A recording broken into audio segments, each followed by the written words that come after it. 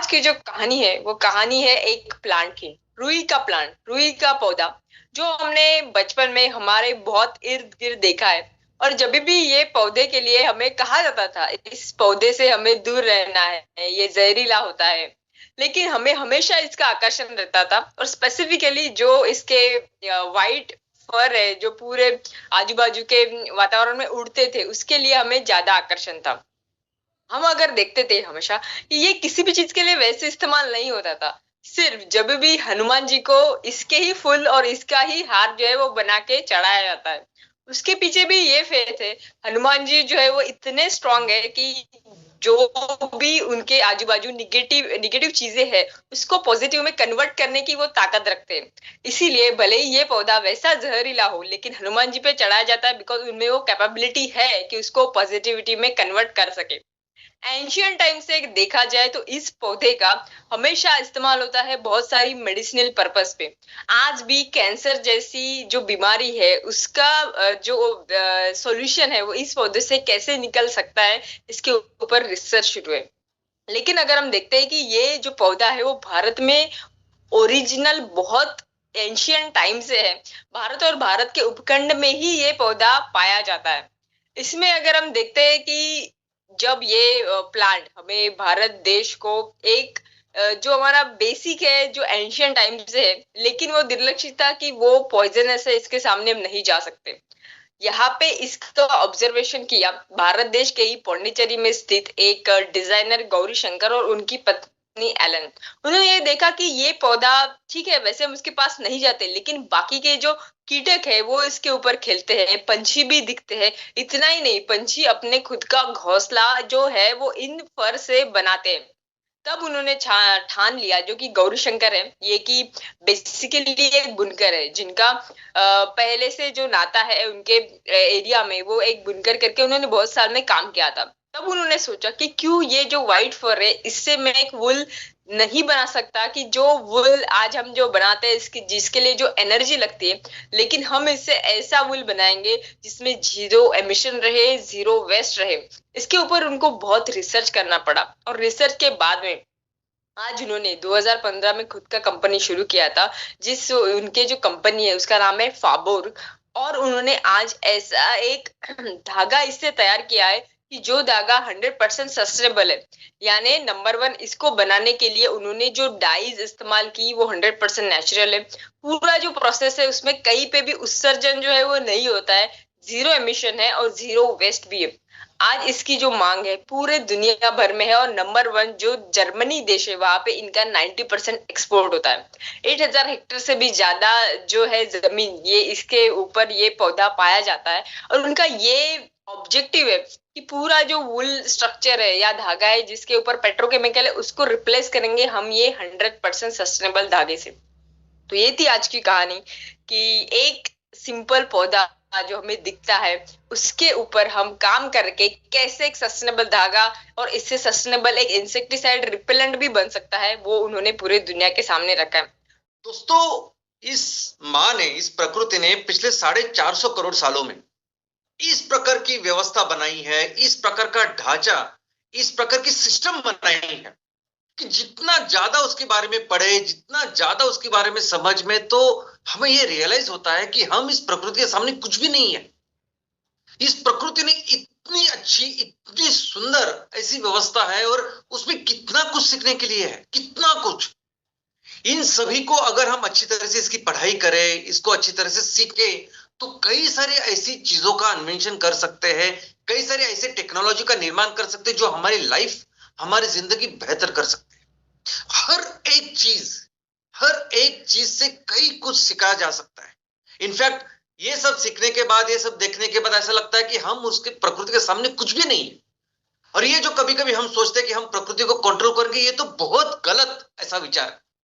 हम सिर्फ इस प्रकृति के सामने एक विद्यार्थी हो सकते हैं, इस प्रकृति के नियमों को, चीजों को समझ सकते हैं और उसके इस ज्ञान को अपनी अच्छाई के लिए, अपनी जिंदगी बेहतर कराने के लिए, दुनिया बेहतर करने के लिए उसका उपयोग कर सकते हैं। अब ये माइक्रोचिप है। माइक्रोचिप क्या होता है? तो माइक्रोचिप एक स्मॉल डिवाइस होता है जो सिलिकॉन या किसी भी सेमीकंडक्टर जैसे धातु पे बनाया जाता है। और इसमें एक सर्किट होता है, जो सर्किट उस इलेक्ट्रॉनिक डिवाइस, जिस इलेक्ट्रॉनिक डिवाइस का ये चिप जहां ये काम करता है, उसको कंट्रोल करता है। दोस्तों 25-30 साल पहले जो इलेक्ट्रॉनिक डिवाइसेस होते थे वो बहुत बड़े बड़े होते थे।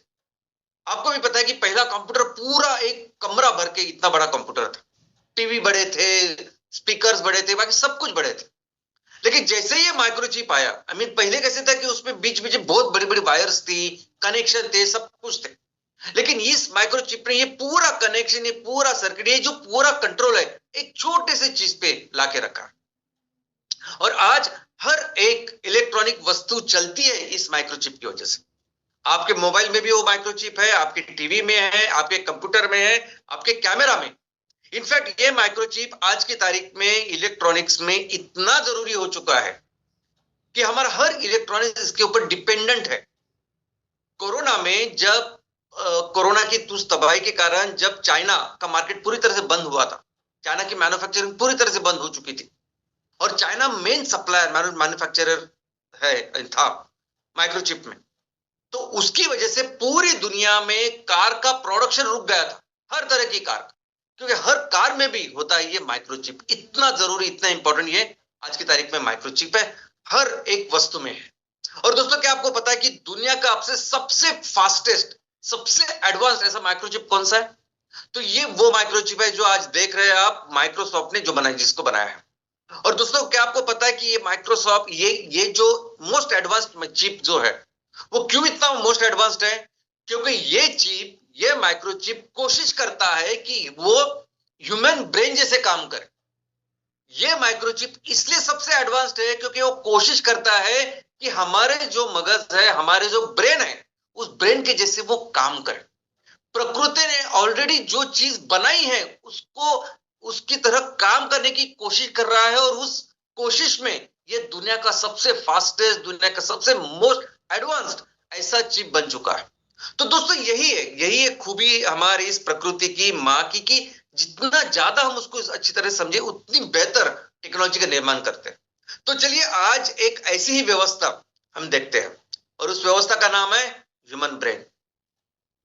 दोस्तों वैसे तो जितने भी एनिमल, जितने भी प्राणी इस सवर्ग में आते हैं, प्राणी में जितने भी एनिमल्स से अलग अलग प्रकार के, हर एनिमल्स में ब्रेन होता है, नर्वस टिश्यू होता है। अलग अलग एनिमल्स के अलग अलग लेवल के उनकी जो इवोल्यूशन है उसके हिसाब से ये ऑर्गेनाइज अनऑर्गेनाइज हो सकता है। लेकिन इन सभी एनिमल्स में, इन सभी प्राणी में सबसे ज्यादा डेवलप्ड अगर ब्रेन किसका है तो वो मनुष्य का है। क्यों? तो 2-3 उसमें खास खूबियां हैं। सबसे पहले तो इस मनुष्य में, ह्यूमन बॉडी में जो बॉडी साइज है, बॉडी के हिसाब से उस जो ब्रेन की साइज है वो सबसे ज्यादा है। ये जो प्रोपोर्शन है ये दुनिया में सबसे ज्यादा है। इतने बड़े प्रोपोर्शन में ये जो ब्रेन है वो किसी का नहीं। अगर एक्चुअल वेट में देखेंगे, अगर ये ह्यूमन ब्रेन 2 किलो का होता है तो एक्चुअल वेट में हाथी का ब्रेन ज्यादा है, 5 किलो। व्हेल जो फिश होता है सबसे बड़ा, उसका ब्रेन 6 किलो तक हो सकता है। लेकिन ये सब अगर उसकी बॉडी और ब्रेन के प्रोपोर्शन में आप देखें तो बहुत कम है। और मनुष्य एकमेव ऐसा प्राणी है कि जिसके बॉडी के हिसाब से बहुत बड़ा ऐसा ब्रेन है। हमारे साइज के हिसाब से 2% हमारा ब्रेन की साइज होती है, ब्रेन का वेट होता है। दूसरा, जितने भी इस ब्रेन में जो नर्वस टिश्यू होते हैं, जो नर्व सेल्स या न्यूरॉन होते हैं, उस न्यूरॉन की संख्या इस मनुष्य के अंदर, इस मनुष्य के दिमाग में दुनिया में सबसे ज्यादा है। हमारे एक मेंदु में 100 बिलियन यानी 100 अब्ज इतने न्यूरॉन्स, इतने नर्व सेल है जो दुनिया में किसी भी एनिमल्स में नहीं है। इसके अलावा ये जो ब्रेन है ये सबसे ज्यादा एनर्जी कंज्यूम करता है। हम जितनी भी एनर्जी लेते हैं, कंज्यूम करते हैं, 20%, यानी वैसे देखा जाए तो वेट कितना है ब्रेन का? सिर्फ 2%, लेकिन उसको एनर्जी कितनी लगती है बॉडी की? तो 20% ये एनर्जी कंज्यूम करता है। तो ये तीनों बहुत खास है जो हमारे मनुष्य के ब्रेन को बहुत खास डेवलप बनाती है। दोस्तों वैसे तो हर एक एनिमल्स में ये ब्रेन है। ब्रेन बेसिकली एक नर्वस टिश्यू होता है जो ऑर्गेनाइज हो सकता है, अनऑर्गेनाइज हो सकता है। और आप ये जो एनिमल है, ये जो प्राणी है, वो किस लेवल के डेवलप्ड है उसके ऊपर डिपेंडेंट है कि उनका नर्वस टिश्यू किस तरह से डेवलप्ड है। आपका नर्वस टिश्यू उस एनिमल में ऑर्गेनाइज है, नहीं ऑर्गेनाइज है, प्रोटेक्टेड है, नहीं प्रोटेक्टेड है, इसके ऊपर ये एनिमल्स के दो कैटेगरी भी हो चुके हैं। एक कैटेगरी ऐसे जिसे वर्टिब्रेट्स कहते हैं। अगर आप स्कूल में पढ़ेंगे तो आपको पता चलेगा कि वो सभी तरह के एनिमल्स, प्राणी जिनको वर्टेब्रास होते हैं उन्हें कहते हैं वर्टेब्रेट्स, और जिनके पास वर्टेब्रा नहीं होता है वो इनवर्टेब्रेट्स।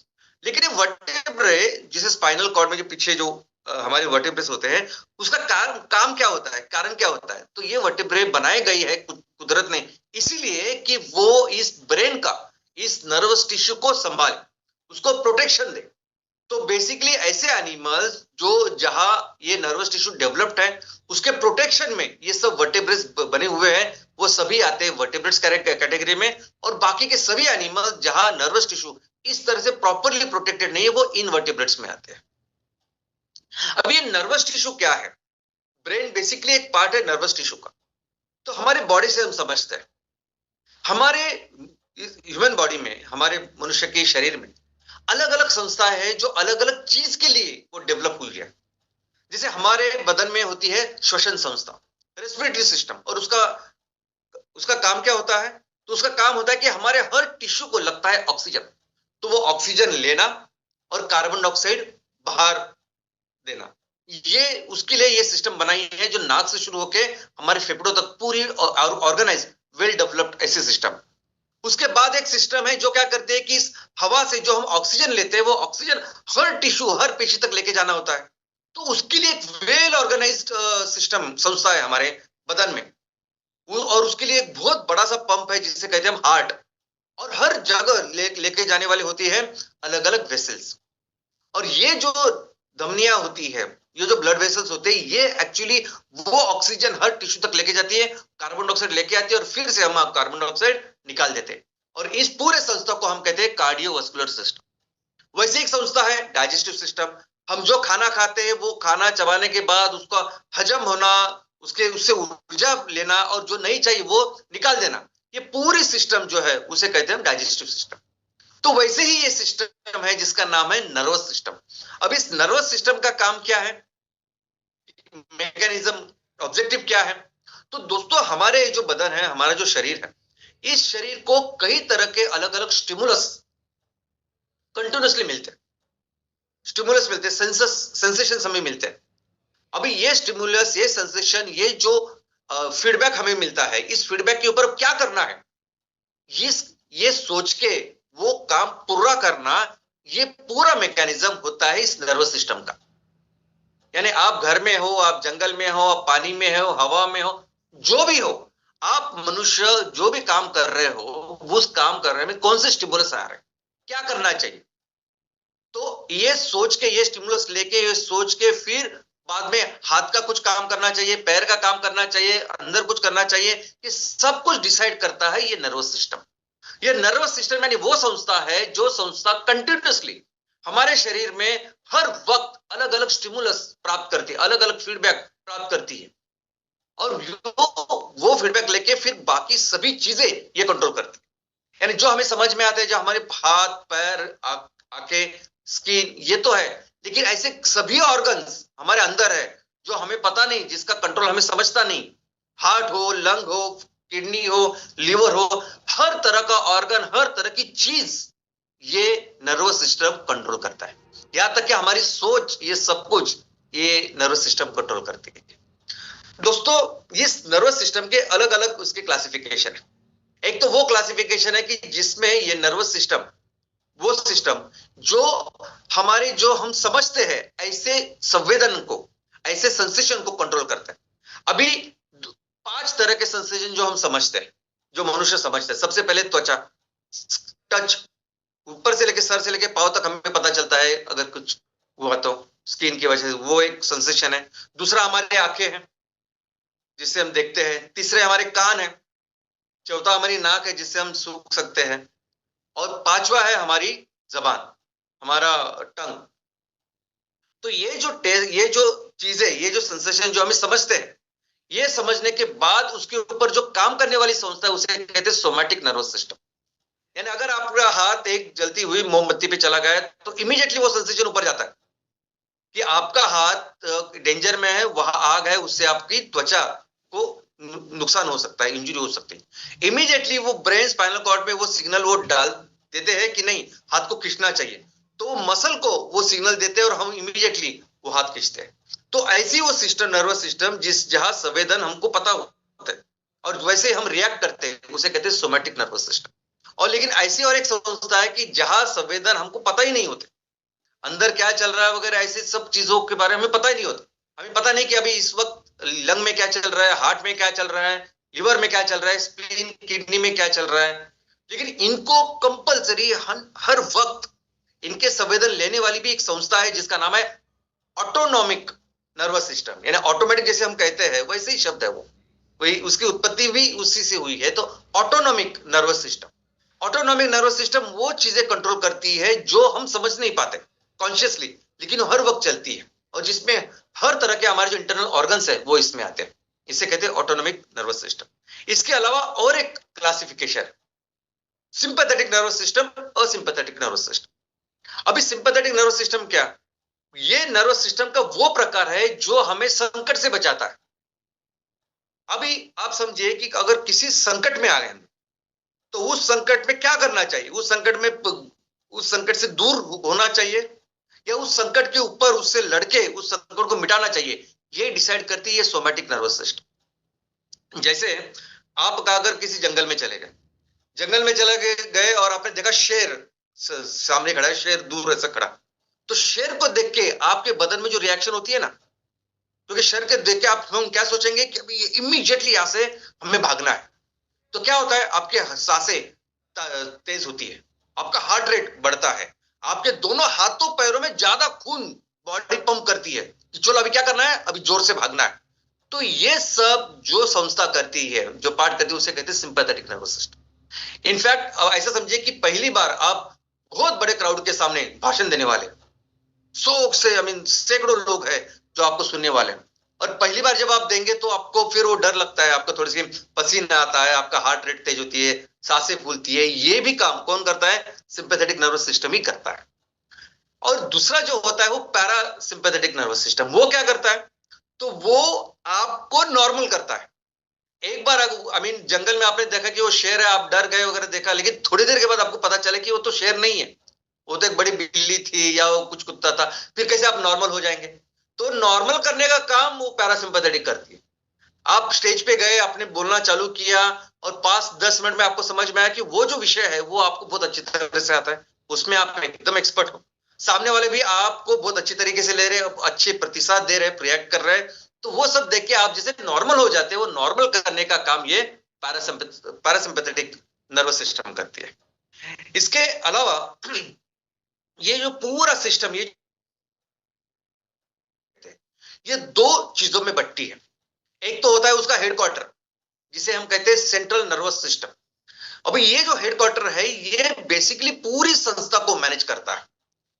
ये हर एक चीजों से वो सेंसेशन लेना, उसको समझना, उसको प्रोसेस करना और डायरेक्शन देना कि अभी ये करना है, ये करना है, ये सब करने का काम पूरी तरह से हर जो चीजें हम समझते हैं, जो सेंसेशन हम समझते हैं, 5 तरह के सेंसेशन जो हम समझते हैं, ये सभी सेंसेशन और ऐसे सभी चीजें जो हम नहीं समझते नॉर्मली, ये सभी चीजों का काम, कंट्रोल करने का काम, उनको डायरेक्शन देने का काम करती है हमारी सेंट्रल नर्वस सिस्टम। ये हेडक्वार्टर, ये हमारी मज्जा संस्था का या नर्वस सिस्टम का हेडक्वार्टर, और इसमें ब्रेन और स्पाइनल कॉर्ड होता है।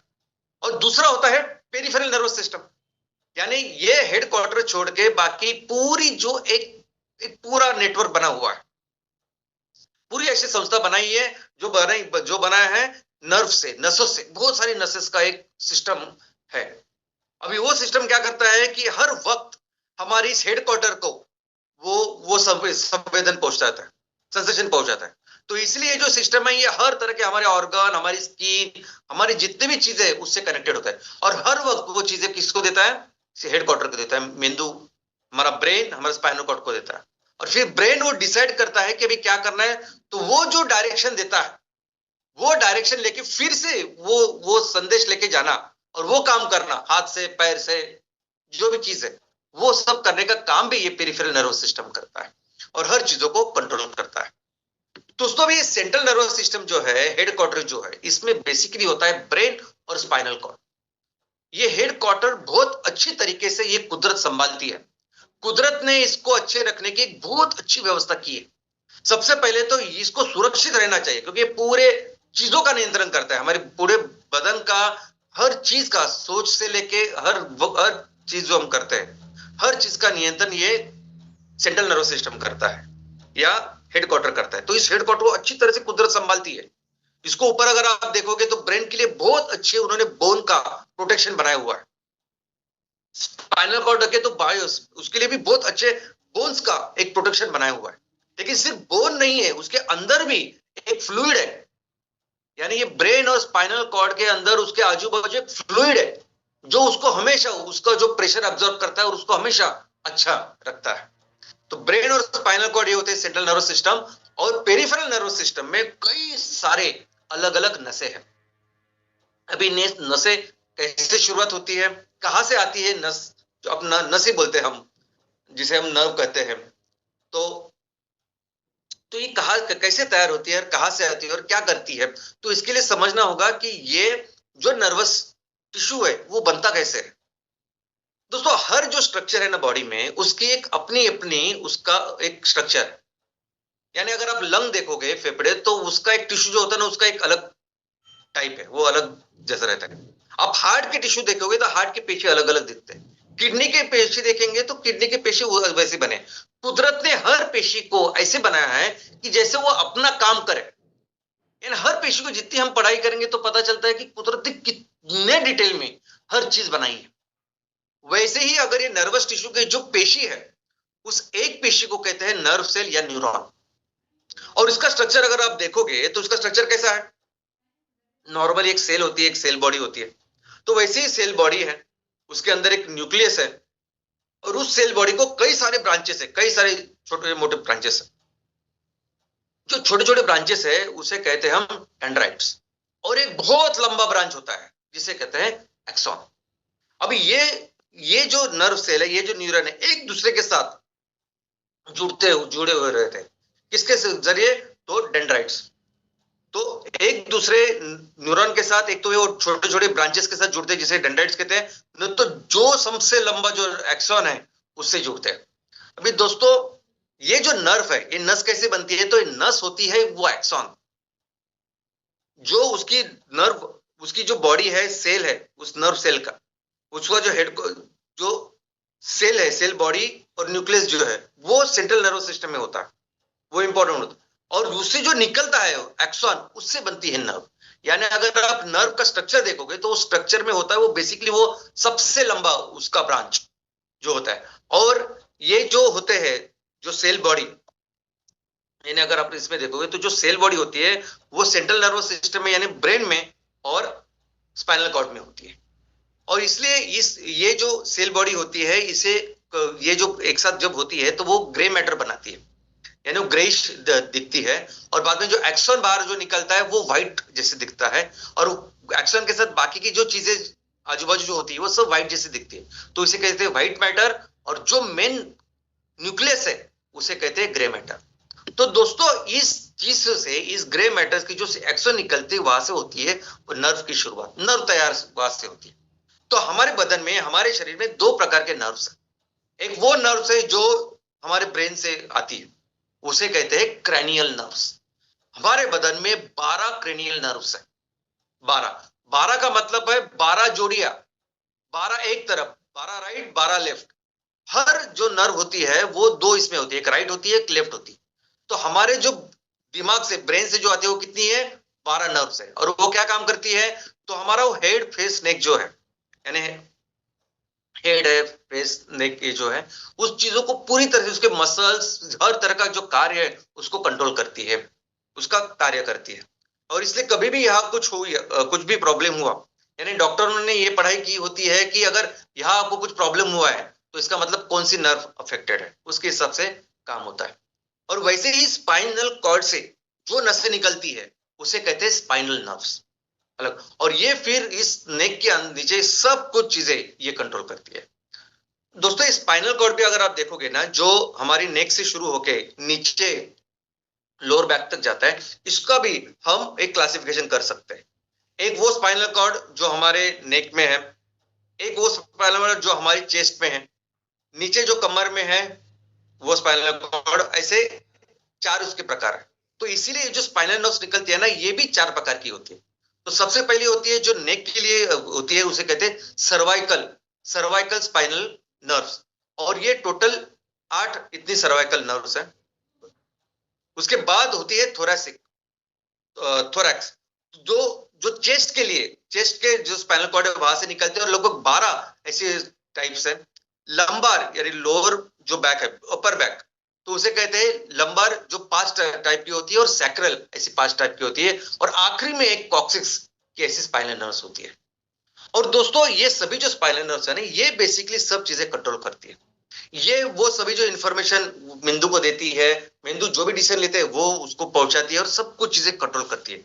लेकिन इसका जो मैकेनिज्म है, जो ट्रांसमिशन का, ये जो इंफॉर्मेशन ट्रांसमिशन का मैकेनिज्म है, ये समझना बहुत जरूरी है। ये सभी जो इंफॉर्मेशन ट्रांसफर होती है, ये ऐसे नहीं होती, यानी हर जो न्यूरॉन है एक दूसरे के साथ जैसे वायर के साथ जैसे जुड़ा नहीं होता है। तो बेसिकली ये जो ट्रांसमिशन होता है दो नर्व्स के बीच में, उसके बीच में एक्चुअली गैप होता है, उस गैप से अंदर ये इंफॉर्मेशन ट्रांसफर होती है। कैसे होता है कि अगर एक नर्व से दूसरे नर्व को अगर इंफॉर्मेशन देना है, तो नीचे जो पार्ट होता है उसमें थोड़ा सा बल्ज होता है, उस बल्ज में छोटे छोटे न्यूरोट्रांसमीटर होते हैं, यानी एक स्पेशल रासायनिक तत्व होते हैं जो ये इंफॉर्मेशन ट्रांसफर करते हैं, और वो छोटे छोटे वेसिकल्स में होते हैं। तो जैसे इंफॉर्मेशन देनी है तो वो न्यूरोट्रांसमीटर वहां जाते हैं, वहां से न्यूरोट्रांसमीटर रिलीज होते हैं, और वो न्यूरोट्रांसमीटर सामने वाले जिसको इंफॉर्मेशन देनी है वहां रिसेप्टर होते हैं, वहां जाके वो इंफॉर्मेशन पहुंचाते, वहां जाके वो कनेक्ट हो जाते हैं। ऐसा चलता है, यानी पूरी तरह से ऐसे कनेक्टेड नहीं होता, तो उसके बीच में गैप होता है, और ये सिस्टम होती है जिस सिस्टम की वजह से ये सब इंफॉर्मेशन ट्रांसमिशन होते हैं, जिसे न्यूरो ट्रांसमिशन कहते हैं। अभी दोस्तों ये जो इंफॉर्मेशन ये जो मनुष्य ने ली है, अभी इस इंफॉर्मेशन के ऊपर भी मनुष्य ने कई सारे टेक्नोलॉजी का निर्माण किया। इनफैक्ट ये जो नर्वस सिस्टम जिस तरीके से काम करती है आज की तारीख में, उस चीज के ऊपर काम करने वाली ऐसी यंत्रणा, ऐसी टेक्नोलॉजी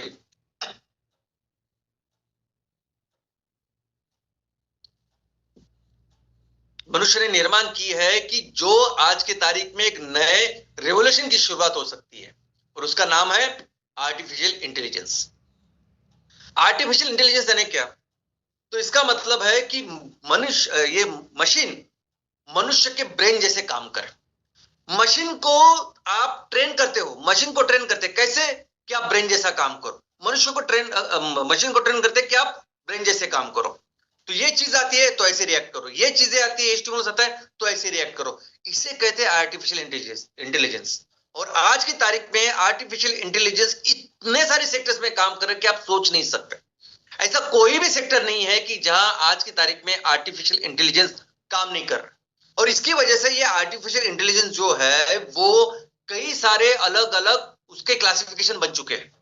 कौन से रूल्स पे, कौन से नियम के ऊपर आप काम कर रहे हो, क्या मैकेनिज्म है आपका काम करने का, क्या एप्लीकेशन है आपके काम करने का, इसको लेके इस एआई के कई सारे अलग अलग तरह के एप्लीकेशन बन चुके हैं, क्लासिफिकेशन बन चुके हैं। लोग ऑलमोस्ट हर सेक्टर के कंपनियां, लोग अभी इसमें काम कर रहे हैं। लेकिन एक दो चीजें मैं आपको बताना चाहूंगा जो हमारे इस टॉपिक से रिलेटेड है। सबसे पहले तो एक मशीन लर्निंग होती है। अभी आर्टिफिशियल इंटेलिजेंस में क्या होता है कि आप वो मशीन को सिखाते हो कि ये स्टिमुलस आने के बाद आपको ये रिएक्ट करना। तो इसलिए आज मोबाइल में कितने सारी जो चीजें आपको दिखाई देती है ना, वो एक सिंपल उस मैकेनिज्म पे चलते हैं, जिसे मशीन लर्निंग हम लोग कहते हैं। यानी आपको ये आंखें दिखाई जाए तो आपको ओपन होना है, बंद होना है, जो कुछ है वो मशीन में एक सिंपल लर्निंग होती है। लेकिन अभी नेक्स्ट एक लेवल की एआई है जिसे कहते हैं डीप लर्निंग। अभी मशीन लर्निंग में क्या होता है कि एक सिंगल स्टिमुलस आता है और वो मशीन रिएक्ट करती है, ऐसे उस मशीन को पढ़ाया जाता है। अभी मशीन को क्या पढ़ा रहे हैं ये टेक्नोलॉजी, कि आपको बहुत सारे सिग्नल्स आएंगे, बहुत सारे अलग अलग तरह के सिग्नल्स आएंगे। इन सभी सिग्नल्स के ऊपर आपको प्रोसेसिंग करनी है और फिर आपको आउटपुट करना है। तो डीप लर्निंग का मतलब यह है कि जिस तरह से मेंदू, जिस तरह से हमारा ब्रेन एक ही साथ एक ही वक्त कई सारी चीजों को लेता है, परसेप्शन करता है, उसका सेंसेशंस लेता है और फिर अलग अलग लेवल की उसकी प्रोसेसिंग होती है, वो आउटपुट देता है। वैसे ही आप सीखो, वैसे ही मशीन को सीखना, यही होता है डीप लर्निंग। और इसमें भी अगर आप देखोगे कि इसमें बेसिकली क्या यूज करते हैं वो, तो यूज करते हैं नेटवर्क। हमारा जो जो ब्रेन का सिस्टम है ना, ब्रेन स्पाइनल कॉर्ड, ये ब्रेन का सिस्टम ऐसे होता है कि जो न्यूरॉन सेल है ना, वो कई सारे न्यूरॉन से जुड़ा हुआ होता है, यानी ऐसे लिनियर नहीं होता। एक नर्व सेल होता है, एक न्यूरॉन होता है, वो कई सारे न्यूरॉन के साथ जुड़ा हुआ होता है, अपने उस डेंड्राइट्स के साथ। और इस तरह से अलग अलग लेवल की इंफॉर्मेशन हम प्रोसेस करते हैं और उस तरह से आउटपुट देते हैं। इनफैक्ट अलग अलग ये जो इंफॉर्मेशन हम लेते हैं उसको हम सीख भी सकते हैं, उसका मैं आपको नेक्स्ट टाइम बताऊंगा। तो वैसे सेम काम करता है, वैसे सेम कोशिश करती है ये डीप लर्निंग। अभी जो मेंदु में होता है ना, उसे कहते हैं, इस नर्वस का एक नेटवर्क होता है जिसे कहते हैं न्यूरल नेटवर्क। अभी डीप लर्निंग में जो टेक्नोलॉजी तैयार कर रहे हैं, उसमें भी उन्होंने यही नाम रखा है, न्यूरल नेटवर्क। तो डीप लर्निंग में क्या हो रहा है, तो न्यूरल नेटवर्क का इस्तेमाल हो रहा है, जहां एक डेंड्राइट, एक न्यूरॉन कई सारे न्यूरॉन के साथ जुड़ता है, इंफॉर्मेशन लेता है, प्रोसेस करता है और फिर आगे रिस्पॉन्स देता है। वैसे ही सेम कोई भी इंफॉर्मेशन जब आपके पास आती है, अभी डीप लर्निंग देखिए आप, डीप लर्निंग में अलग अलग तरह के स्टिमुलस आ रहे हैं, और फिर अभी साइंटिस्ट किसके ऊपर काम कर रहे हैं, इंजीनियर्स किसके ऊपर काम कर रहे हैं, तो उसमें अलग अलग लेवल की प्रोसेसिंग के लेवल से प्रोसेसिंग हो रही है, जिसे हिडन लेयर उन्होंने कहा है, hidden layer 1, hidden layer 2, hidden layer 3 and ultimately फिर रिस्पॉन्स। तो आप देख सकते हैं कि यहां उन्होंने देखा है कि फेस में अगर इस तरह का फेस है, यहाँ आंखें है, यहाँ कान है, यानी अलग अलग तरह का उन्होंने एक ऐसे एग्जांपल दिया है, लेकिन काफी सारे अलग अलग लेवल के एप्लीकेशन में अभी ये काम हो रहा है।